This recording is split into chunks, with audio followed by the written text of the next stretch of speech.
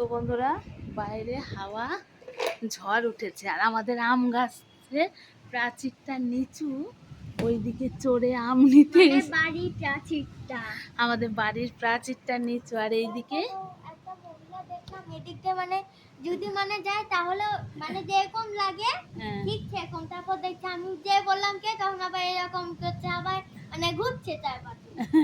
তো কে যেন একটা মানে আমাদের নিয়েছে নাকি বলতে পারবো না। নিজ্ঞা আমাদের গাছ থেকে আম পড়েছে আর এই যে সব তো টক টকে যাবে খেয়ে। বলছে সব তো টক, দাঁত টকে যাবে খেয়ে। আর এই যে আমার পাহারাদার নি এখানে বসেছে পড়া বাদ দিয়ে, বাইরে কিন্তু দিনেরবেলা মতো বিদ্যুৎ চমকাচ্ছে।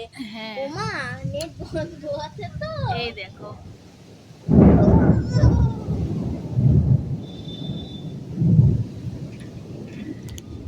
তো যাই হোক, এখনই কিন্তু বৃষ্টিটা আসবে মনে হচ্ছে।